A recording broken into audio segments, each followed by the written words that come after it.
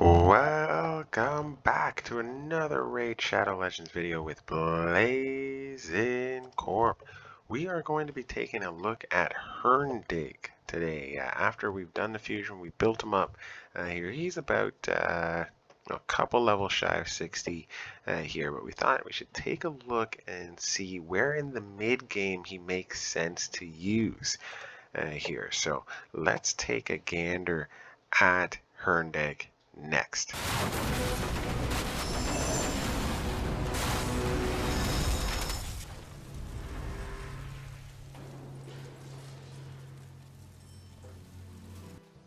Alright, so we are here, HURNDIG. He's level 56 right now. We've got him fully ascended.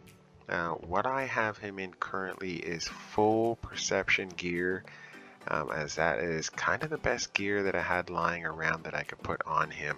We've got we gave him like pretty much like the best gear we could give him without taking it off of other champions, and the best items in terms of accessories we could give him, yet again without taking it off of other champions. Right here, so we have a HP chest. I do wish that, one way we could build this up and to be even better would be to have like a speed roll. Here, have this be 6-star, epic, or legendary. Same thing here, have a better speed roll in here. Still 6-star crit there, but or even a 6-star. No, I think we're okay with the 6-star crit for right now. If we were going to change it up, more for end game, I'd probably put a crit damage gloves on him, a 6-star with speed rolls, and then like crit rate as a roll as well. But as it is right now, we're kind of okay. We've got speed, of course, with some more crit damage in there. We've got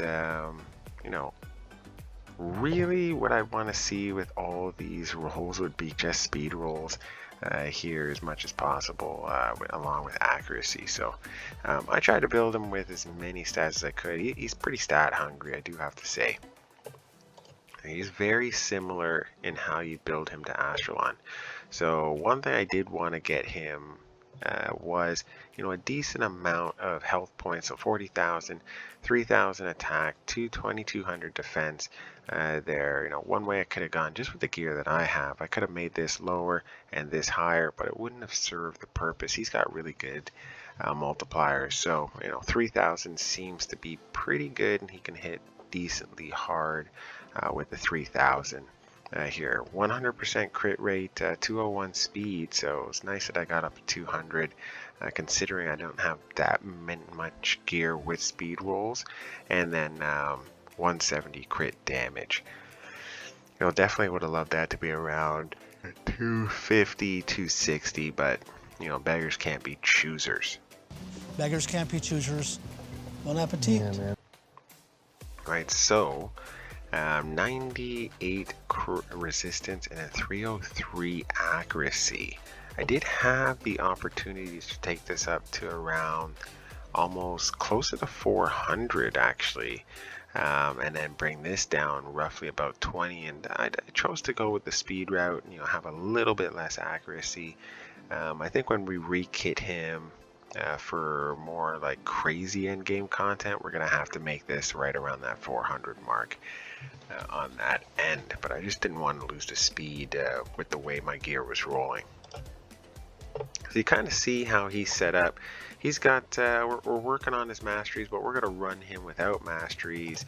We're gonna run him without any of his skills buffed, because frankly, when you're doing mid-game, when you're in the mid-game solidly, you're not going to be able to kit these guys like right out as soon as you get them. You're going to slowly build them up over time here. So lethal lust attacks one enemy, grants an extra turn, and decreases the cooldown of Statis Strike skill by 2 turns if this attack kills an enemy. This is a fantastic ability to...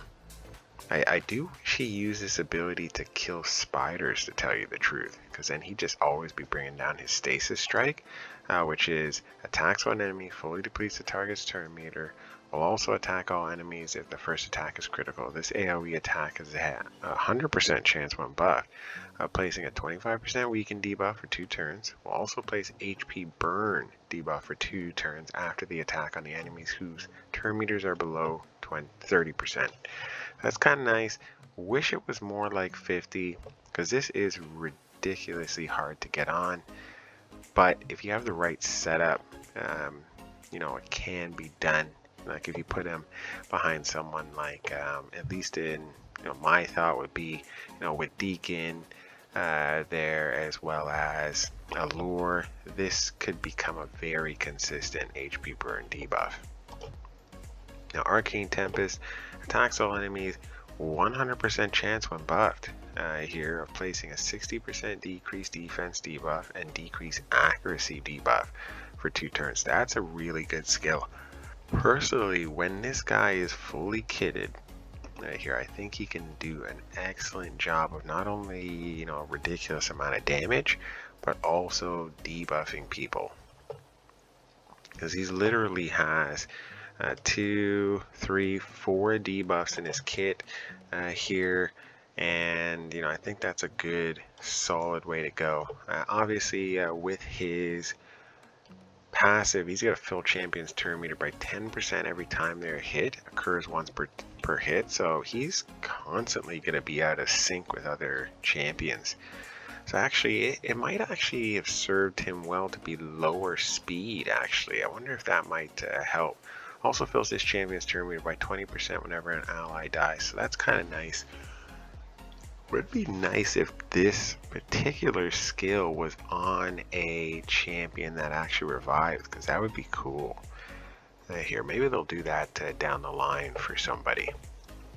Oh, hell no!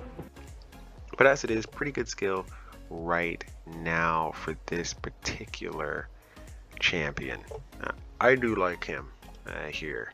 Now, increases ally attack in arena battles by 35%, so yeah, I think for arena battles, he definitely would have to be fully kitted, fully booked out, and full masteries if you're going to bring him into the arena. I believe that would be one of the more important things he had there, just because you want to roll his abilities around, and you want him to hit as hard as possible in the arena there. All right, guys, let's take him into some content. You know, speaking of the arena, might as well just do some, we'll just do some battles here. So I don't have my Arbiter fully kitted out yet. We're slowly building her up, getting all her masteries ready, getting her fully ascended there. Once I have her ready to go and I have perfect gear, then I will, you know, start crushing a lot of these other teams here. But for right now, we're picking people off. All right, so basically we've replaced Under Priest Brogni in with HURNDIG, so this is more of an attack based team. So we got 2 attackers on here. Even though he's a support, he actually hits like a truck.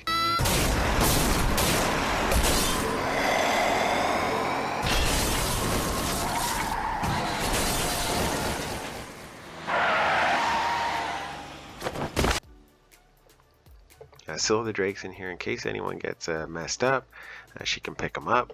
But we don't have the protection that Under Priest Brogni brings. This is just, we gotta nuke him down pretty much on the first, second hit, but pretty much the first hit here. So let's take a look and see how he uses his skills.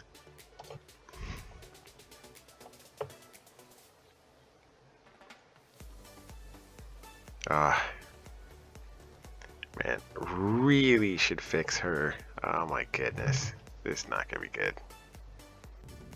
No! God, please, no! No! No!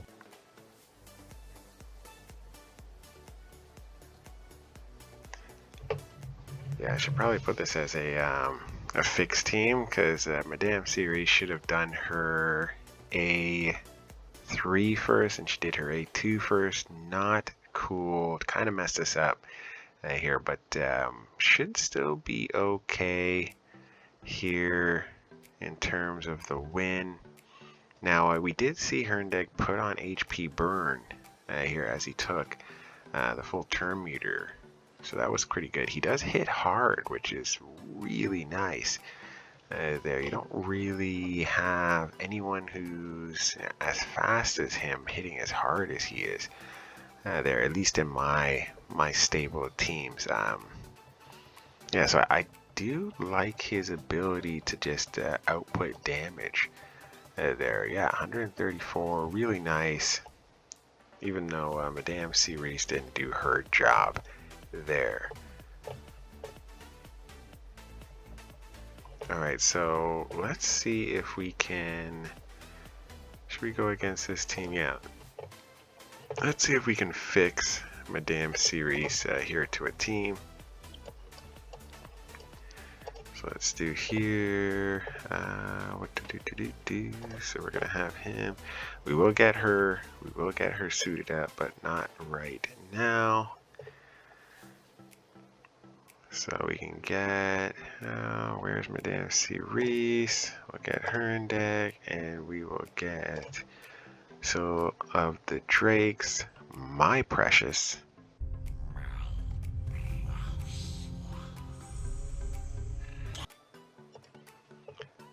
Now let's fix her skill. Midnight Ritual has to go first as the opener. Alright, so otherwise, should be fine. I wonder if we should fix any of his skills. I wonder if he should use this first, or should he use... I just want to see how the computer uses it. Yeah, I want to see how the computer uses it first. Are you stupid or something? And so the drakes doesn't need to be fixed, and neither does this. So yeah, I think we should be okay with the way that it's set up. So let's give this a try. Alright. Alright, so let's see how this goes here. So she should rip off all these buffs here. Ooh, oh, looks like she was interrupted there. So she ripped off the buffs a little late, but that's okay. We've got 2 nukers here.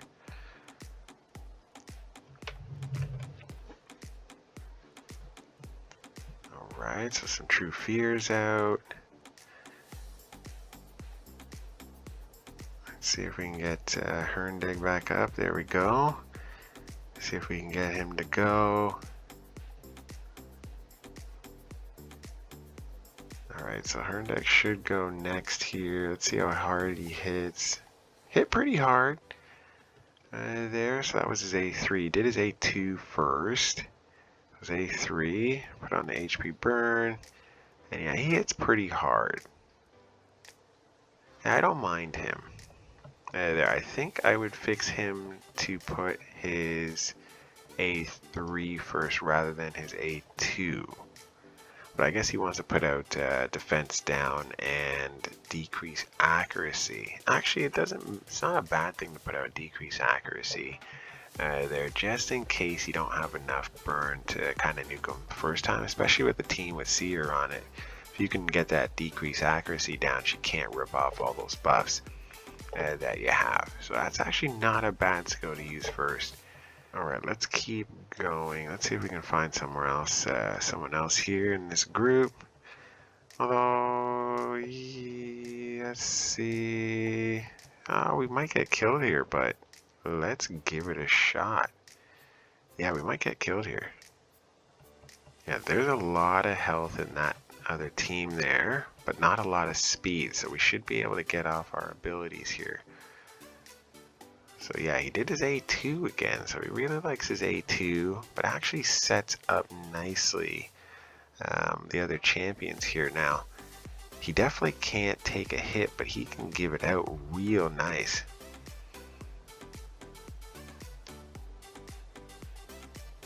Yeah, this is actually not a bad team put together, because he's got 2 AoE skills essentially with his A2 and A3, and then they put a lot of debuffs that actually mess the other team up pretty nicely. So not too bad here whatsoever.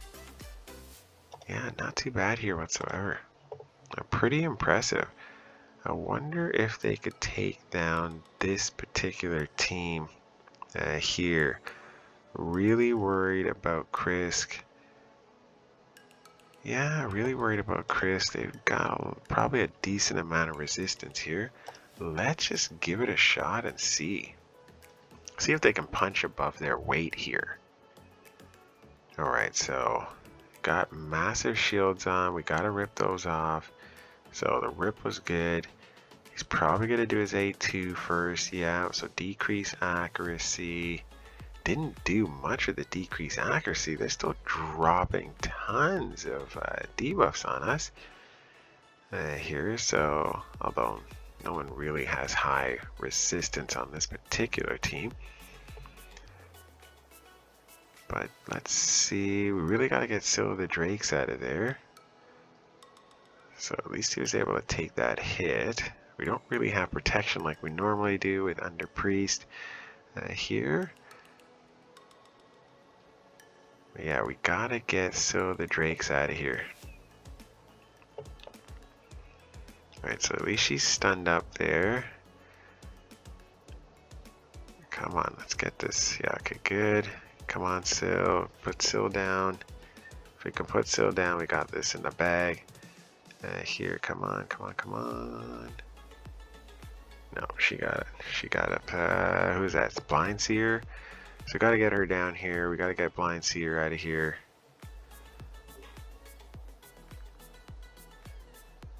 So he should do his A3 now, HURNDIG here. Oh no, his A3 is already done. Here, so yeah, he's gonna do A1s. He's got a long time until he rolls back around with the next set.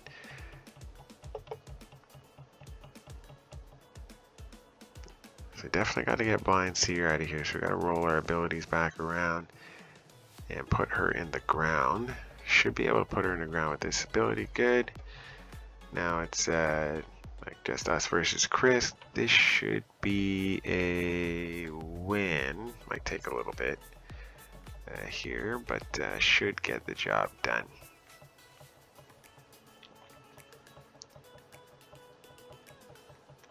Yeah, for someone who has a decent amount of defense, he does still hit pretty hard.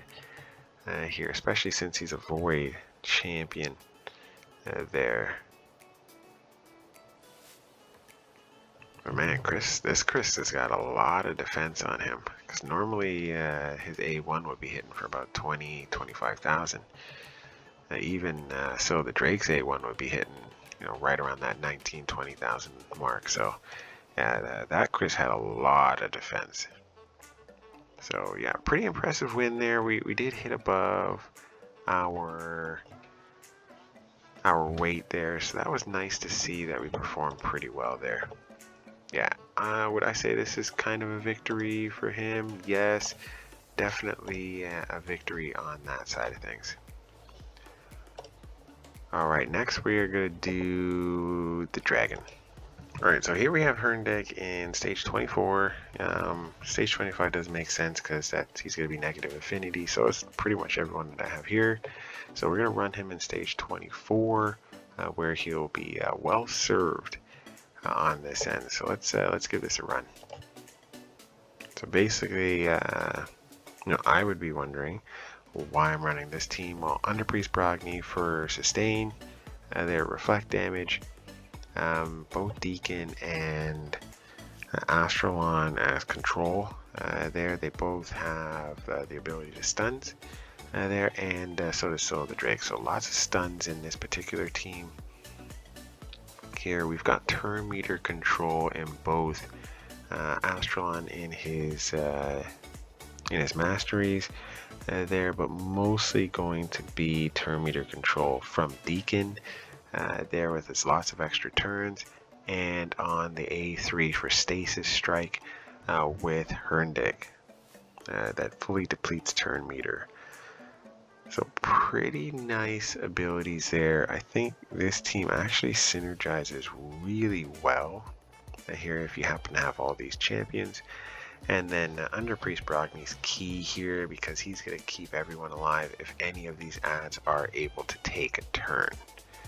So that's huge there on that end. Now let's see if we can get HURNDIG to kill someone with his A1, which he did, and he got a decreased cooldown plus an extra turn, which was really nice.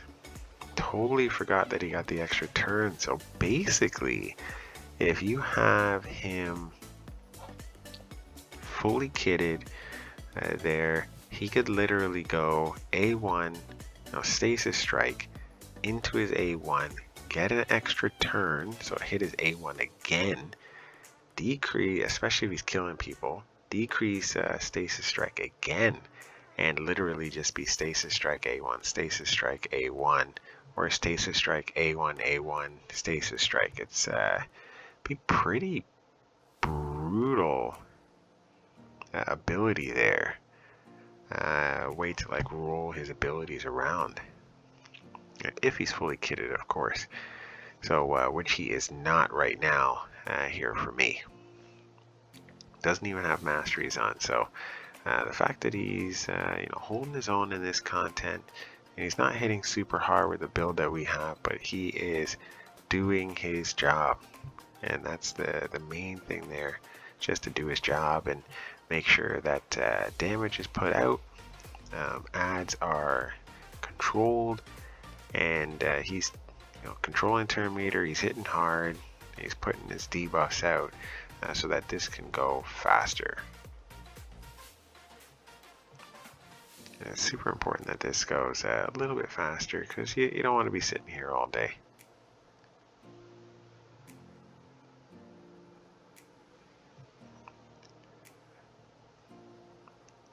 Yeah, so overall, my impression so far, just with the content we've run, we did some arena, we're doing this now, we're probably going to do Spider 20 after this, and at least right now, I don't think he's super useful for me in, the higher levels of Ice Golem. He could probably get through Ice Golem 20 there, but I kind of have a team for that. I don't really see him being needed in that particular section. Yeah, I don't really see him being needed in that particular section or in Fire Knight, unless like if you guys didn't have other champions who could do that full turn meter reduction on the Fire Knight, that would be something that I could see him maybe doing. But otherwise, yeah, I don't really think he'd be needed in Fire Knight. He doesn't really have an A1 that's going to hit multiple times, and he doesn't have any buffs where he's going to increase the speed of your champions or anything like that. So, don't really know if he'd be super useful there unless you had to, like absolutely had to bring him in for that particular level. That would be nice if we could get the reflect damage before this guy takes his turn. There we go. Yeah, so he's doing pretty decent damage to the boss here. Obviously, Astralon with his multiple turns and his debuffs on his A1 is pretty nice here. Ooh, I do like how he's able to put the decrease accuracy. I wonder if that will affect the boss putting on his poisons. Yeah, that's pretty interesting. Not that he could put on too many poisons anyway, because we do have block debuffs, up most of the time. But it is pretty interesting to know if you didn't have someone who can block debuffs, you could decrease the accuracy of this particular boss, because they are immune to a whole bunch of stuff.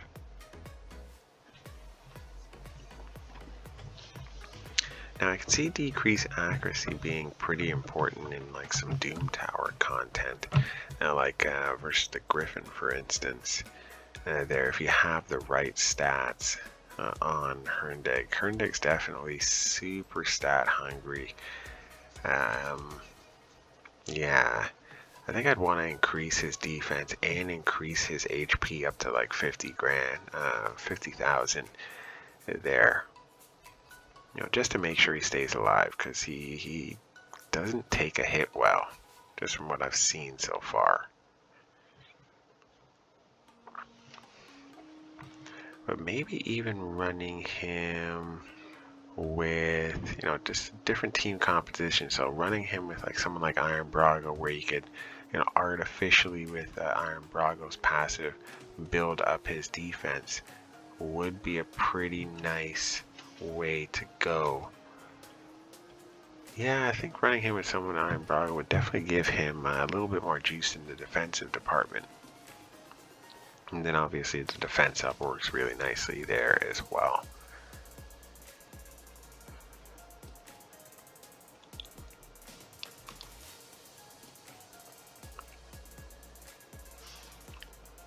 Yeah, all in all, not super bad here whatsoever. Just in terms of how he's built out and how he's working with this particular team.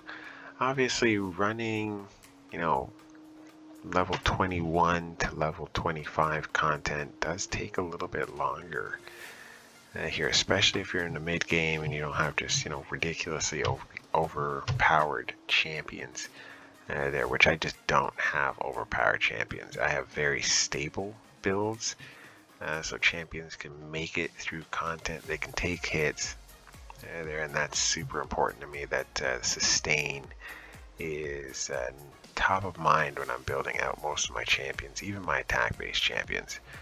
I don't really like to build glass cannons as much as I can avoid it. But yeah, obviously getting better gear is going to be paramount, so we're definitely going to have to run Dragon quite a bit during the downtime of these 2 weeks before our next, whatever next event we're going to have. In what, 2 weeks? Yeah, in 2 weeks.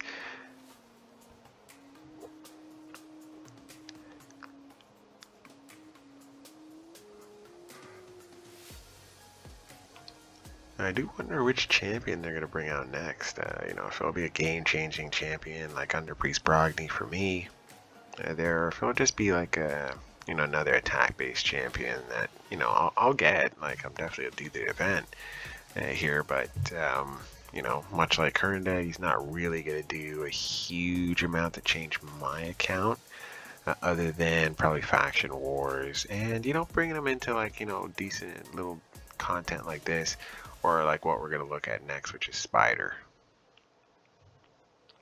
I don't see it being too much different here between how my account was before now and how my account is now. That would have got HURNDIG, but definitely could make a huge difference, just like Astralon did for me here when I first got Astralon. Like, if you didn't get Astralon here and like HURNDIG was your first like Astralon type guy, he can make a huge difference to your account.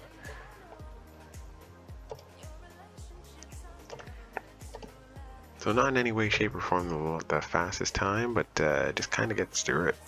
You know, he does decent amount of damage here, but mostly he's setting up other people, just from what I've seen here. And kind of controlling the flow of battle like a little here and there with the debuffs that he's putting out. Obviously a consistent weaken is never a bad thing. But yeah, I would generally, if I could bring in like him or Countess Lix, I definitely do Countess Lix, because she has a way more turn meter control than he does. Alright, on to Spider. Alright, so in Spider, this is the team we've kind of got set up. So Rolgard as our lead.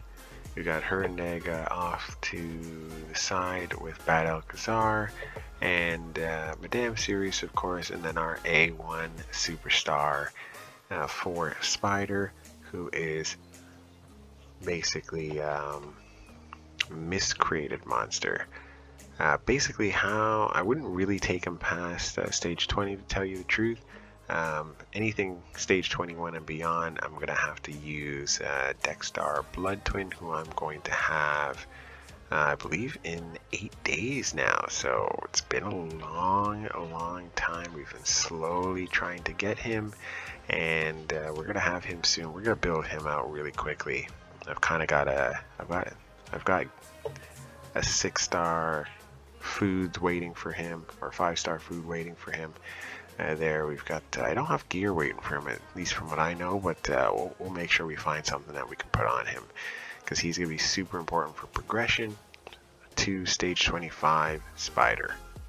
Alright, let's take a look and see how HURNDIG does in here.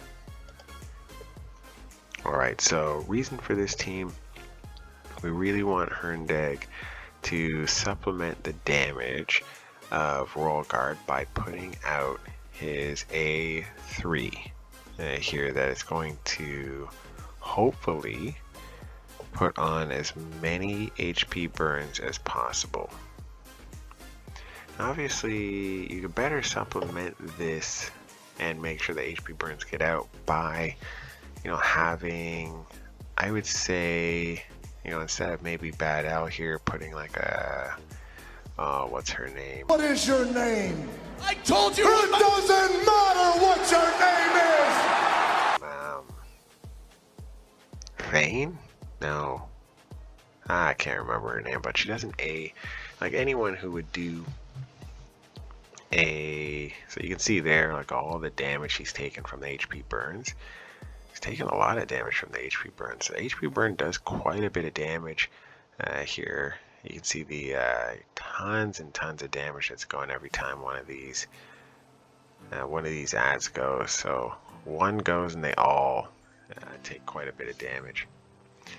Now, obviously, with this kind of strategy, you don't want to kill the spiders so quickly. So I think, you know, if I was going to use this as kind of a consistent strategy, I would take Bad L out of here, and I'd definitely put in someone who could control turn meter a little bit more in an AoE sense. But for now, Bad L kind of makes sense here because we're directing all kind of the damage to him.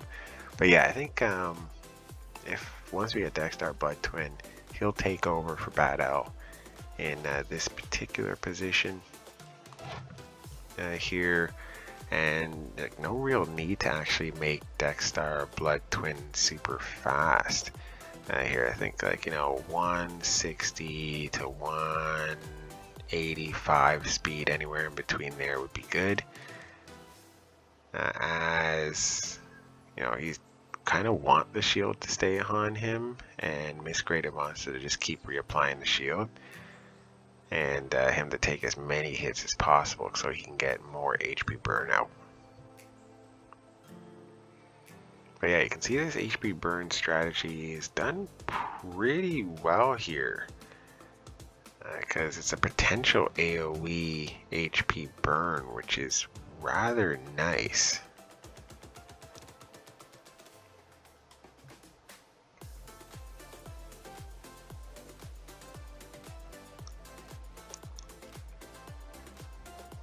Yeah, I think this strat's a decent one to stay here.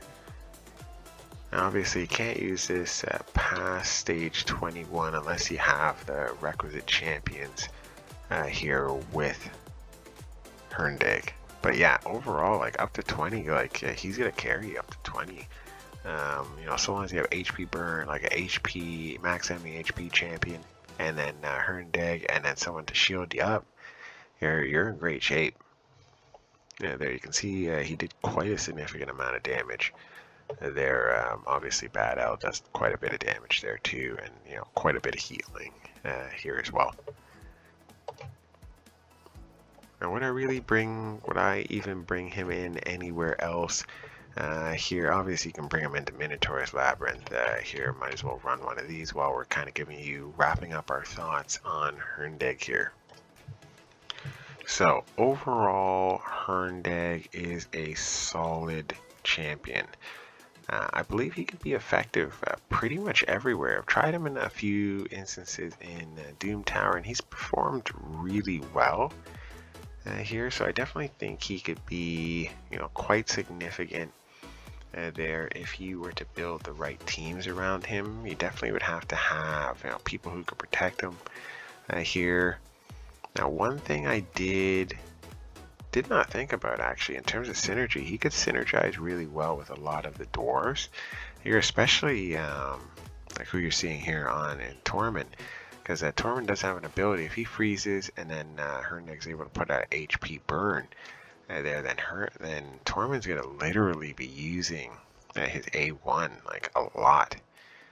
So that could work. That could be a viable strategy there if you could make it work, of course. But freeze is kind of hard to, at least for Torment, for me, to get him to do that. So kind of is what it is there. Now, otherwise, yeah, he hits hard. There, you can kind of controls with his debuffs. You know, decrease accuracy, his weaken, his defense, decreased defense. So he's gonna kind of control the game quite a bit there, and then you know he can put out that extra damage once you get his masteries up and all his books put in. Obviously for mid game, you know, if you get him, use him. If you don't have Astralon there, but yeah, otherwise I think he's good everywhere. I don't see him hindering anyone's account there whatsoever. And then you could definitely build a team to bring him into Ice Golem and to bring him into Fire Knight, because he does have, you know, some turn meter control that could help there, and you know, quite a bit of debuffs there within, you know, within one kit here. So you know, definitely something that could work for the long go. So overall, would I build him out if I had, well, I have built him out for this particular thing, but will I use him in different places? Absolutely here, and I think he can only get stronger as I put in the books and the masteries on him. That has been it for this video. Please let me know what you think of HURNDIG in the comments below. I really like him. I think he is a solid A in terms of his long-term viability here, and he'll definitely help me get through the ending here for Faction Wars. So I'm definitely looking forward to using him there. As it is, do like and subscribe here. It doesn't cost you anything to subscribe, but it definitely helps me. Thank you so much for watching. We're going to see you guys again. Let's chat then.